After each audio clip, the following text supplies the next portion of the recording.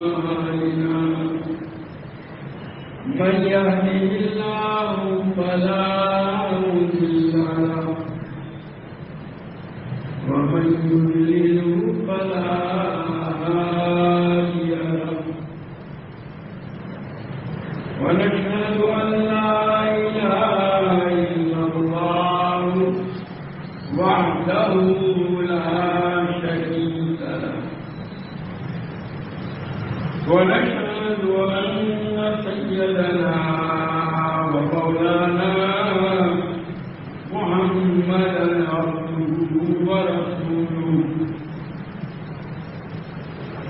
أرسله إلى كافة الناس بشيرا ونذيرا وداعيا إلى الله بإذنه وسراجا منيرا صلى الله تعالى عليه وعلى آله وأصحابه وبارك وسلم تسليما كثيرا كثيرا. أما بعد فأعوذ بالله من الشيطان الرجيم. بسم الله الرحمن الرحيم. لقد كان لكم في رسول الله أسوة حسنة. وقال تعالى: قل إن كنتم تحبون الله فاتبعوني يهدكم الله ويغفر لكم ذنوبكم. وقال تعالى: لا تركنوا إلى الذين ظلموا فتمسكم النار. وقال النبي صلى الله تعالى عليه وسلم: إن أعظم النكاح بركة أيسره مؤونة. وقال النبي صلى الله تعالى عليه وسلم: من حفظ سنتي أكرمه الله بأربع خصال: المحبة في قلوب البررة، والهيبة في قلوب الفجر، والسعة في الرزق، والثقة في الدين. وقال النبي صلى الله تعالى عليه وسلم: أبغض الناس إلى الله ثلاثة: ملحد في الحرم،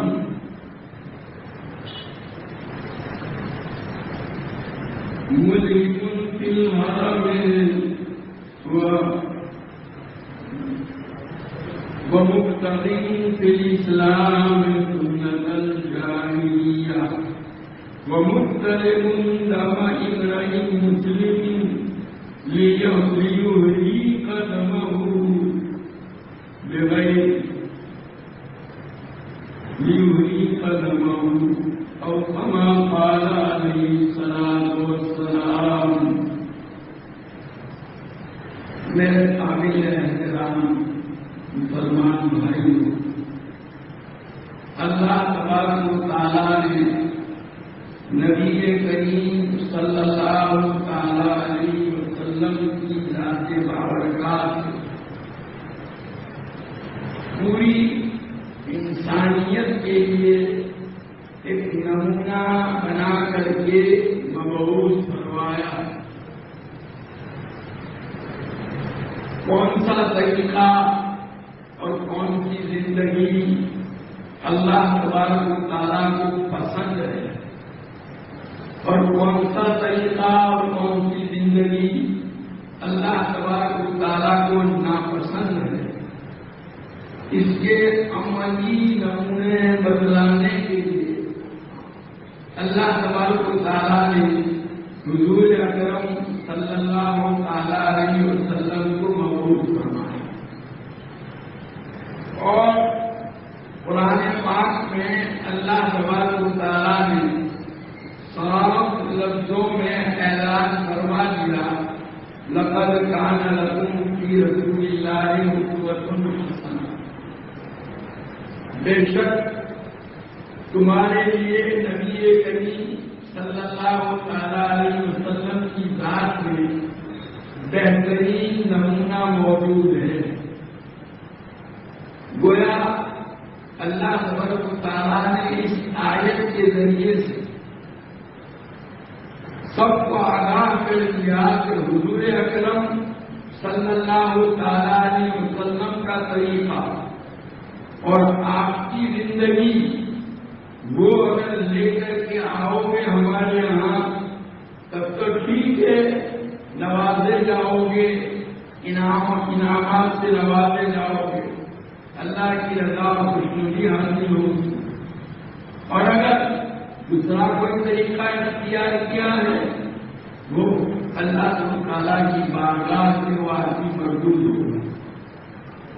دوسری جو آیت میں نے پڑھی تھی اس میں صاف صاف اللہ تعالیٰ نے نبی کریم صلی اللہ تعالیٰ علیہ وسلم کو حکم دیا، قل کہ نبی آپ کہہ دیجیے، ان کنتم تحبون اللہ فاتبعونی، اگر تم اللہ سے محبت رکھتے ہو تو میری پیروی کرو، اور میں جس طرح چلتا ہوں اس طرح چلو۔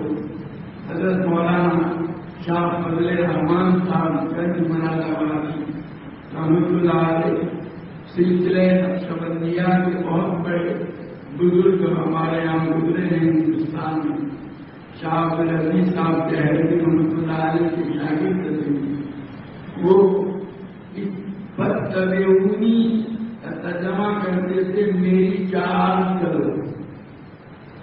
اگر تم اللہ سے محبت کرتے ہو رکھتے ہو تو میری چال چلو، میں جس طرح چل رہا ہوں ویسے تم بھی چلو، میں جس طرح کرتا ہوں ویسے تم بھی کرو۔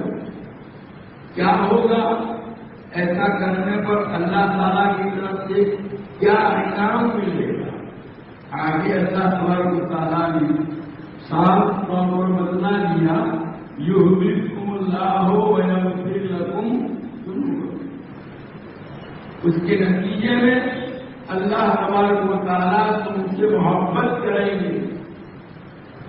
اللہ تعالیٰ کی محبت کوئی معمولی چیز نہیں ہے، اللہ کی محبت کے نتیجے میں ساری کائنات اس کے ساتھ محبت کرنے پر مجبور ہوتی۔ بخاری شریف میں روایت ہے، نبی کریم صلی اللہ تعالیٰ علیہ وسلم نے ارشاد فرمایا کہ اللہ تبارک و تعالیٰ جب اپنے کسی بندے سے محبت کرتے ہیں تو حضرت جبریل سے فرماتے ہیں، جبریل میں اپنے فلانے بندے سے محبت کرتا ہوں، تم بھی اس کے ساتھ محبت کرو۔ چنانچہ حضرت جبریل علیہ السلام اس کے ساتھ محبت کرنے لگتے ہیں، اور اس کے بعد حضرت جبریل علیہ السلام آسمان والوں میں اعلان کرتے ہیں کہ اللہ تبارک و تعالیٰ اپنے فلانے بندے سے محبت کرتے ہیں، تم بھی اس کے ساتھ محبت کرو۔ اور پھر آگے حضور فرماتے ہیں، تم مجبور ہو لہو قبول ہو فی، اور اس کے بعد اس آدمی کے لیے روئے زمین کے اوپر قبولیت اور مقبولیت لوگوں کے دلوں میں رکھ دی جاتی۔ یہ ہے اللہ کی محبت، یحببکم اللہ، اللہ تعالیٰ تم سے محبت کریں گے، ویغفر لکم ذنوبکم، اور دوسرا انعام یہ ہے کہ اللہ تعالیٰ تمہارے گناہوں کو معاف کرے۔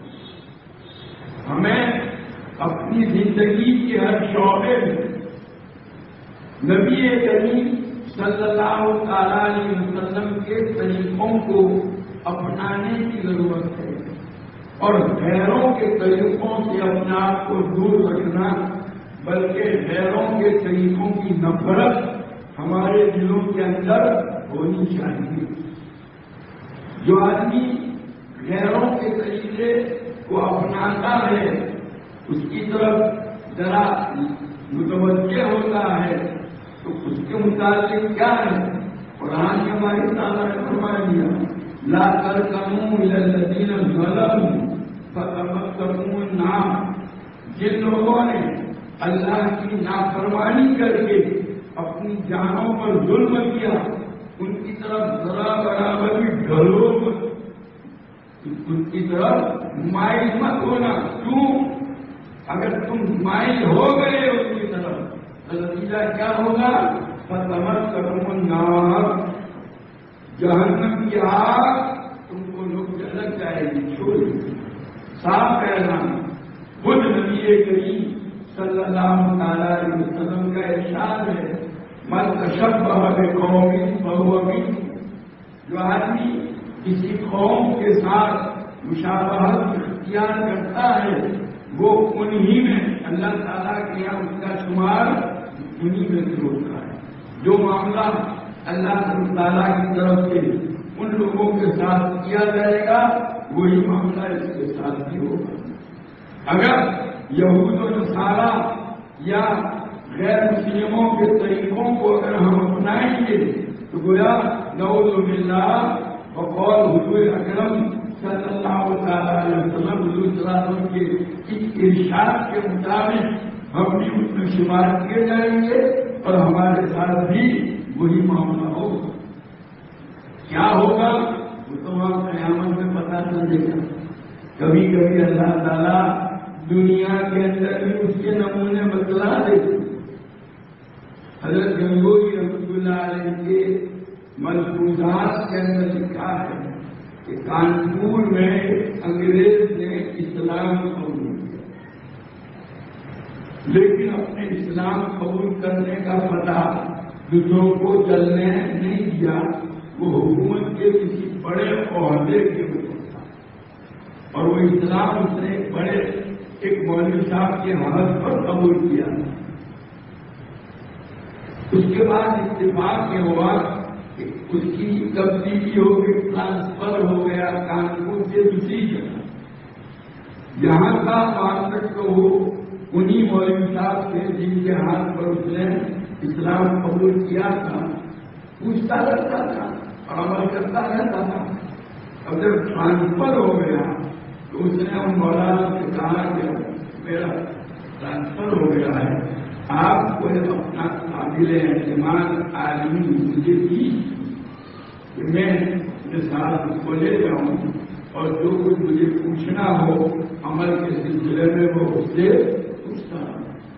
چنانچہ ان مولوی صاحب نے اپنے معتمد شاگرد کو اس کے حوالے کیا۔ وہ انہیں پوچھ کر کرتا رہتا تھا۔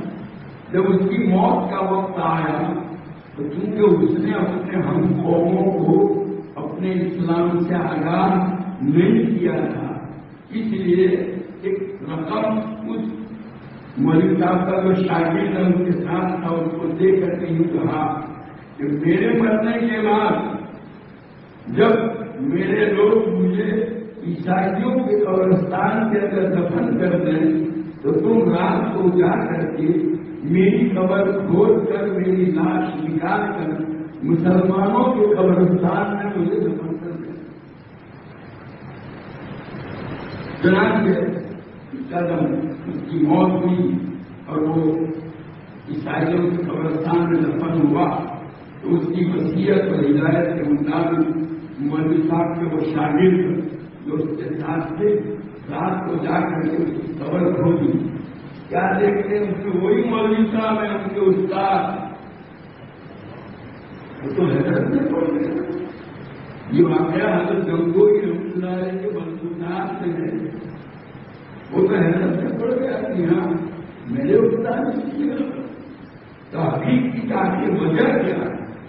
معلوم ہوا کہ وہ نصرانیوں کے طریقے کو پسند کرتے تھے۔ صرف ایک بات نہیں، جب اپنی بیوی سے صحبت کرتے تھے تو کرنے کے بعد وہ ایک جملہ کبھی بولا کرتے تھے کہ نصرانیوں کے بہت اچھا کہ جنابت کا غسل نہیں ہے. اس کا نتیجہ یہ ہوا. یہ دیکھیے یہ غیروں کے طریقوں کی طرف آئی. انہوں نے وہ طریقہ اپنایا نہیں تھا. زبان سے خالی اس کی جو ہے اس کا استحسان اس کا اچھا ہونا بولتے تھے. عمل تو وہی اسلامی حکم پر کرتے تھے. ایسا نہیں کہ وہ غسل نہیں کرتے تھے, لیکن صرف زبان سے کبھی کبھی یہ جملہ بولا کرتے تھے کہ یہ ان کے یہاں بہت اچھا کہ مسئلے جناب اس پر اللہ کی طرف سے یہ سزا. حضرت شیخ الحدیث مولانا محمد زکریا صاحب رحمۃ اللہ علیہ نے آپ کی کے اندر لکھا ہے واقعہ. ایک اللہ والے تھے, ہولی کے زمانے میں ایک مرتبہ وہ راستے سے گزر رہے تھے. ان کو پانی کھانے کی عادت تھی. دیکھا راستے میں مریم قسم کا گدھا وہاں سے گزر رہا ہے. اب ہولی کا دن تھا جس دن غیر لوگ ایک دوسرے کو رنگا کرتے تھے. ان کو دیکھو مریم گدھے کو دیکھ کر کے دل میں خیال آیا. وہ کہتے ہیں تجھے کسی نے نہیں رنگا, لا میں تجھے رنگ دوں. اور وہ جو پانی کھا رہے تھے پانی کی پیپ اس کے اوپر ڈالی, وہی تو پانی. ان کے انتقال کے بعد کسی نے خواب میں دیکھا کہ قبر کے اندر وہ بہت آرام سے ہے, سب کچھ ہے, لیکن ان کے ہوٹوں کے اوپر ایک تپویا گر رہا. وہ اس کا اللہ تعالیٰ کے یہاں یہ غیروں کی طرف جو میدان ہوتا ہے ان کے طریقے جو اختیار کیے جاتے ہیں اس میں ذرہ برابر معافی نہیں. یہ تو بغاوت ہے اللہ کے طریقوں سے, نبی کریم صلی اللہ علیہ وسلم کی سنتوں سے بغاوت کہیں معاف کی نہیں جاتی. یاد رکھیے تو غیروں کے طریقوں کو اپنانا یہ بڑا خطرناک ہے.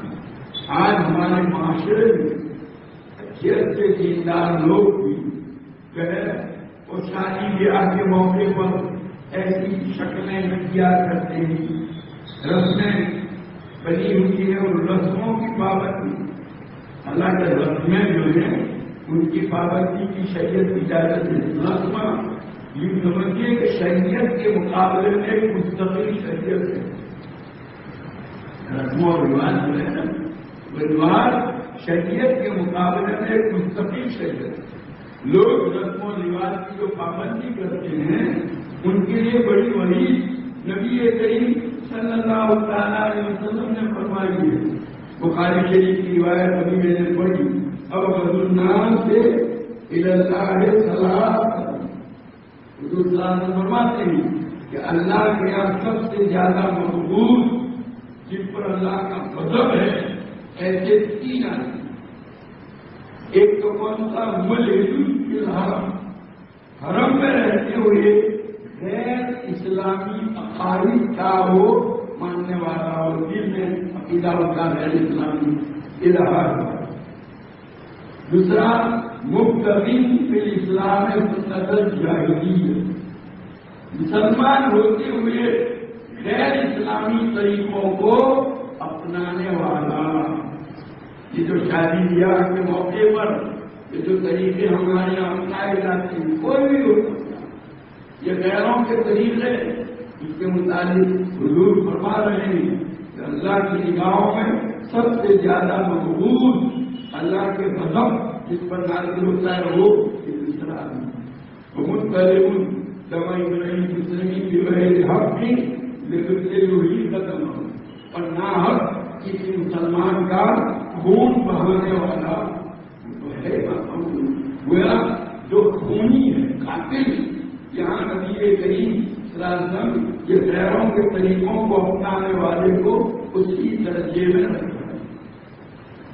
ان غیروں کے طریقے جو ہے بڑے خطرناک اور ان کے نتیجے میں آدمی اپنے ایمان سے حال کھو دیتا ہے. ہم لوگ ان کو معمولی سمجھتے ہیں، حالانکہ ضرورت ہے اس بات کی کہ ہماری زندگی کے ہر شعبے میں کوئی رسم رواج یا غیروں کا طریقہ آنا نہیں چاہیے. حضرت شاہ ولی اللہ صاحب دہلوی رحمۃ اللہ علیہ فرماتے ہیں کہ جس کے دل کے اندر ایمان جم گیا ہو وہی رسم و رواج سے کیا کرے گا؟ نفرت کرے گا.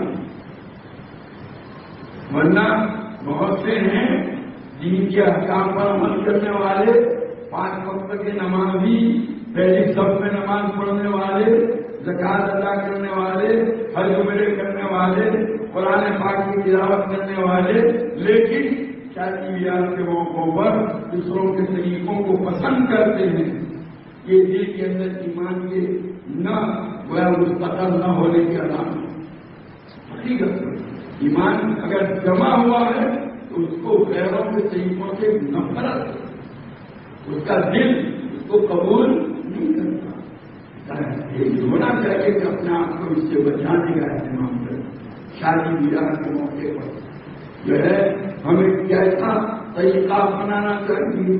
نبی کریم صلی اللہ تعالی علیہ وسلم نے تو شادی بیاہ کا بہت سادہ، ایک دم سمپل اور غیر یعنی اس میں کوئی خرچہ نہیں، ایسا طریقہ ہم کو بتلایا، خود عمل کر کے بتلایا. صحابہ نے بھی اس پر عمل کیا اور زبانی طور پر بھی نبی کریم صلی اللہ تعالی وسلم فرماتے ہیں ان اعظم النکاح برکۃ ایسرہ، سب سے بڑا برکت والا نکاح وہ ہے جس میں سب سے کم خرچہ کیا گیا.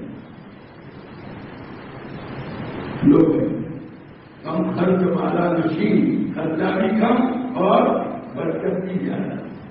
یہ ہے نبی کریم صلی اللہ علیہ وسلم نکاح فرماتے ہیں، یہ نکاح سب سے زیادہ برکت والا. خود نبی کریم صلی اللہ علیہ وسلم کے اپنے نکاح اور حضور کے زمانے میں صحابہ نے جو نکاح کیے، بعد میں یہی طریقہ جاری ہوا.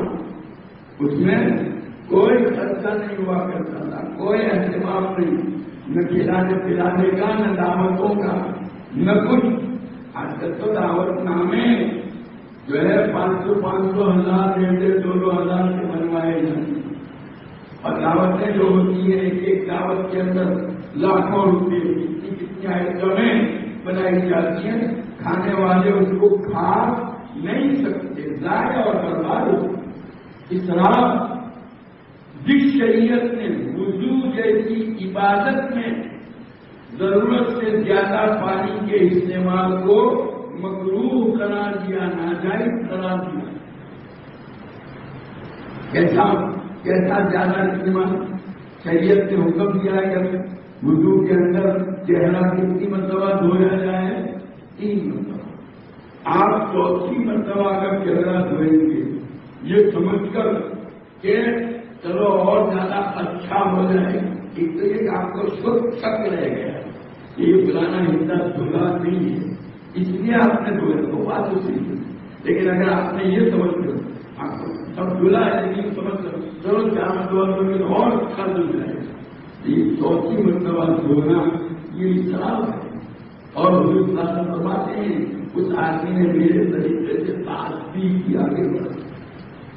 ایک صحابی وضو کر رہے ہیں، حضرت سعد رضی اللہ تعالیٰ عنہ، اور اس طرح انہوں نے پانی کو زیادہ استعمال کر دیا.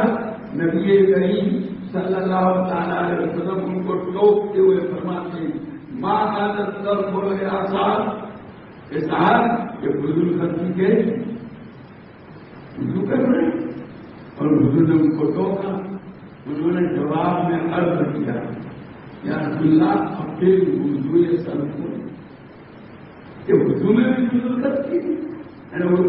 وہ کہنا یہ چاہتے کہ وضو سے عبادت ہے، اس میں اگر پانی زیادہ خرچہ ہوگا تو زیادہ ثواب ملنا چاہیے کہ جائے کہ اس کو وضو کرتی سے تعبیر کیا جائے. تو نبی کریم صلی اللہ علیہ وسلم ان کے اس جملے کے جواب میں ارشاد فرماتے نام ولو كنت على نهر جاری، وضو کے اندر بھی کل خرچی ہے، چاہے تم بہنے والی نہر پر بیٹھ کر کیا کر رہے ہو، وضو کر رہے ہو، وہاں بھی آپ کو چوتھی مرتبہ منہ دھونے کی اجازت نہیں ہے، چوتھی مرتبہ ہاتھ دھونے کی اجازت نہیں ہے، پانی زیادہ استعمال کرنے کی اجازت نہیں ہے۔ جب وضو جیسی عبادت کے اندر شریعت یہ حکم دیتی ہے تو دوسرے لوگوں کے اوپر کیا ہو؟ اللہ تعالیٰ نے جو دولت دی ہے وہ اس لیے نہیں دی ہے کہ ہم اپنی مرضی کے مطابق اس کو خرچ کریں اور استعمال کریں۔ یہ دولت بھی اللہ کی امانت ہے، اللہ تعالیٰ نے جس طرح اس کو خرچ کرنے کا حکم دیا ہے اس کے مطابق خرچ کرو، اگر اس سے ہٹ کر کے خرچ کیا ہے تو یہ آپ کے لیے قیامت کے روز گرفت اور پکڑ کا ذریعہ بنے گی۔ آپ نے فضائل صدقات میں حضرت عبداللہ بن مسعود رضی اللہ تعالیٰ کی یہ روایت سنی ہوگی، تعلیم کے اندر لا تزول قدم ابن آدم یوم القیامت حتی یسأل عن خمس، قیامت کے روز انسان کے قدم اللہ کے حضور سے ہٹ نہیں پائیں گے یہاں تک کہ اس کو 5 چیزوں کے متعلق سوال ہوگا۔ یہ 5 سوالوں میں 2 مال کے متعلق، والمال ہی من این اکتسبہ وفیما انفقہ، مال کے متعلق پہلا سوال تو یہ ہوگا کہاں سے کمایا، جو طریقہ مال کمانے کے اختیار کیا تھا کیا وہ شریعت کے مطابق ہے، یا شریعت کے اندر کسی کو دھوکہ دینا، رشوت کے طور پر، سود کے طور پر، ناجائز طریقے سے حاصل کیا، اور دوسرا ایمان انفقہ ہو، کہاں خرچ کیا، خرچ کرنے کے متعلق بھی سوال ہو، باتوں کی سمجھتے ہیں صاحب میں نے میرے پسینے کی کمائی ہے، وہ تیرے پسینے کی کمائی ہے لیکن خرچ وہی کرنا اللہ کی امانت ہے، اللہ نے کہا خرچ کرنے کی اجازت اور حکم کیا نہیں کر سکتا۔ یہ تو شادیوں کے موقع پر یہ بڑی بڑی دعوتیں اور دعوتوں میں سب جو مال ضائع ہوتا ہے، ہم نے سنے ہیں ایسی قوموں جن کے حالات یہ تو آج کل ہم دیکھ رہے ہیں شام اور عراق اور ان علاقوں میں جو حالات ہو رہے ہیں وہاں جو ہے دعوتیں ہوتی تھی، وہ لوگ کہتے ہیں کہ دعوتوں میں یہی کیفیت ہوتی، آج ایک ایک دانے کو ترس رہے ہیں، اللہ تعالیٰ کی طرف سے جب گرفت ہوتی ہے تو آدمی کو یہ بھی پتا نہیں چلتا کہ یہ کس چیز پر گرفت ہو رہی ہے، اس لیے اللہ کی شہرت کو اللہ کی مرضی میں نیکی کے کام کرو، اچھے نیکی کے کام میں استعمال کرو، یہ قیامت کے روز آپ کے لیے بہت زیادہ آرام ہوگا۔ یہ دنیا خرچ کر دیا اس پر کیا ثواب ملے گا، گرفت تو ہوگی اس پر سزا ہوگا، یہ کیا کرے گا؟ اور پھر یہ جو خاص دعوتوں کے اندر اس طرح کئی آئٹمیں اور اس کے لیے اتنے بڑے خرچے اور جو مال بچتا ہے اس کو بھی پھینک کیا جاتا ہے، یہ بھی نہیں کہ اہتمام کر کے غریبوں میں تقسیم کیا جاتا ہے۔ ہمارے اکابر کے حالات میں پڑتے ہیں، وہ ایک ایک چیز کو جو ہے وہ صحیح جگہ پہنچانے کا اہتمام کرتے ہیں۔ بہرحال یہ جو دعوتوں میں ہوتا ہے اور دعوت کے علاوہ شادی کے موقع پر عورتوں کی جو مجلسیں ہوتی ہیں، آج کل سننا کی نئی مجلس سے بات آئے گا، جیسے دلہے کی مجلس ہوتی ہے، دلہن کی مجلس ہوتی ہے، عورتیں بن سوار کر کے آتی ہیں، وہاں ناچ ہوتا ہے، ڈانس ہوتا ہے، بلکہ وہ جو ہے ایک دوسرے کے کپڑوں کو کھینچ کر کے اس کو برہنہ کیا جاتا ہے اور یہ شکلیں اختیار کی جاتی ہیں۔ یہ کیا ہے؟ کیا یہ اللہ تعالیٰ کو راضی کرنے والے طریقے ہیں؟ اللہ کی ناراضگی بڑی خطرناک چیز ہے، اپنے آپ کو اس سے بچانے کی ضرورت ہے۔ اللہ کی ناراض کیا ہے اس سے پہلے توبہ کریں، اس سے ان چیزوں سے اپنے آپ کو دور کرنے کا اہتمام کریں۔ باقاعدہ قوم کے ذمہ دار جمع ہو کر کے ایسی تمام شکلیں، ایسی تمام رسمیں جن میں شریعت کے خلاف طریقے اپنائے جاتے ہیں ان کا جائزہ لے کر پہلے ہی مفتیوں سے پوچھ کر کے اس کے مطابق قوم کے لیے باقاعدہ ہدایت نامے جاری کریں، ان کو اپیلیں جاری کریں کہ یہ اس طرح۔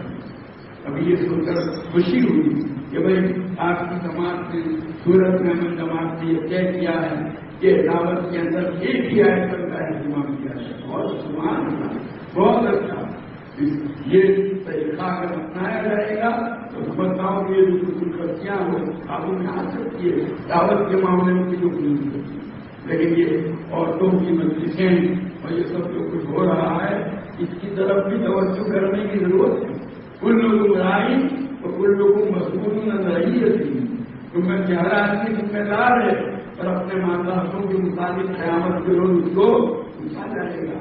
آپ کے گھر کی عورتوں نے، آپ کے بیٹوں اور بیٹیوں نے، آپ کے نواسوں اور نواسیوں نے کیا کیا؟ قیامت کو آپ سے بھی پوچھ ہوگی۔ تو آپ یہ کہہ کر نہیں چھوٹ سکتے کہ میں نہیں جانتا وہ تو انہوں نے کیا تھا، نہیں، آپ کو اللہ نے ان کے اوپر نگران بنایا۔ آپ کو چاہیے کہ کوئی چیز اگر شریعت کے خلاف ہے تو اس سے اپنے آپ کو بچانے کا اہتمام کرے۔ بہرحال اللہ تعالیٰ نے یہ نعمتیں جو اللہ فرمائی ہیں، ان نعمتوں کے ذریعے سے اللہ کا شکر ادا کرو۔ ناشکری کی جتنی بھی شکلیں ہیں وہ بڑی خطرناک ہیں۔ قرآن میں ہماری تعالیٰ فرماتے ہیں لئن شکرتم لأزیدنکم ولئن کفرتم ان عذابی لشدید، اگر تم میری نعمتوں کا شکر ادا کرو گے تو میں ان نعمتوں میں اضافہ کروں گا، ان نعمتوں کو بڑھاؤں گا۔ وہی کفرتم، اور اگر تم نے ناشکری کی تو ان عذابی لشدید، میری پکڑ، میرا عذاب بڑا سخت ہے۔ کیا ہوگا؟ نہیں پتا نہیں، ہم نہیں جانتے کیا ہوگا۔ جب ہوگا تب پھر ساری دنیا دیکھیں۔ ضرورت اس کی ہے کہ ہر جگہ ذمہ دار حضرات ان چیزوں کی طرف توجہ کریں اور ایسی غیر شریعت کے خلاف طریقوں اور رسموں سے اپنے معاشرے کو، اپنے سماج کو پاک کرنے کا اہتمام کریں۔ جو لوگ سماج کے ذمہ دار ہیں وہ اللہ کے یہاں ان کی پوچھ ان کو چاہیے کہ اس سلسلے میں باقاعدہ معلوم کریں، اس کے مطابق ہدایتیں جاری کریں، علماء کو بلا کر کے اس سلسلے میں باقاعدہ ان کے ذریعے سے بیانات کروائیں، عورتوں کو آگاہ کریں، اس سلسلے میں گئے پرچے چھپائیں، چھوٹے چھوٹے کتابچے چھپائیں اور اس میں یہ ساری چیزیں بتلائی جائیں تاکہ کسی کو یہ کہنے کا موقع نہ ملے تو ہم کو بتا نہیں۔ اللہ تعالیٰ ہم سب کو نبی کریم صلی اللہ تعالیٰ علیہ وسلم کی ہدایت پر عمل کی توفیق اور سعادت عطا فرمائے۔